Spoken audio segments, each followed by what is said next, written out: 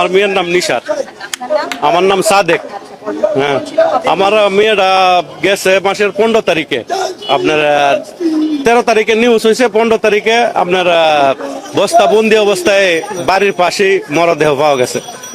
তখন PPI DB যার প্রশাসন ছিল সবাই আইসা আপনারা দইরা নিয়ে গেছে আর কি। সাথে সাথে লোকটা মানে বাড়িতে পাইছে, বাড়িতে পাওয়ার পরে তার গিঞ্জি হুইল্লা বুকে হাত দিছে পরে তখন তারা বুঝতে পারছে যে এটি মূল আসামি হইতে পারে।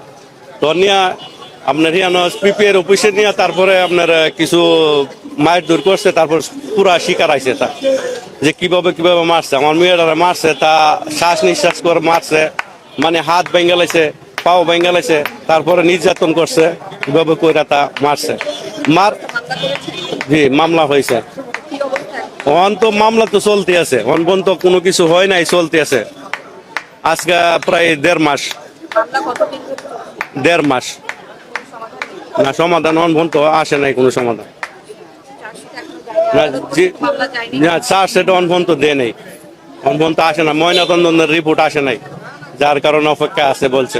আমি আসছি যে আমার 1.5 মাস হয়েছে আমার বাচ্চাটা মারা গেছে। আমার এর ভিতরে আমার বউ বাচ্চা, মানে আমার ঘুম আসে না, মানে এইগুলা নিয়ে চিন্তা করি, মানে টেনশনে। বাচ্চাটার অবর্জন পাইছি, এটা ফেসবুকে দেখলাম, তখন ভাবলাম যে বাচ্চার বাপের লগে মার লগে একটু দেখা করে অন্তপক্ষে নিজের মনটারে একটু সান্ত্বনা করতে।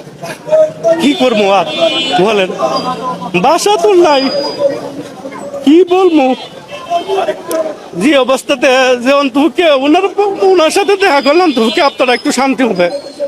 ওনার মেয়ে অতই অবস্থা হয়েছে, আমার মেয়ে অতই অবস্থা হইলো। কি বিচার, তো আমি তো বিচার চাই, বিচার ফাঁসি চাই। যে হ্যাঁ, আমিও দ্রুত বিচার চাই, সরকারের কাছে দ্রুত বিচার চাই। সরকার যাতে দ্রুত বিচার করে এবং নতুন করে আইন করে যাতে তাড়াতাড়ি করে বিচার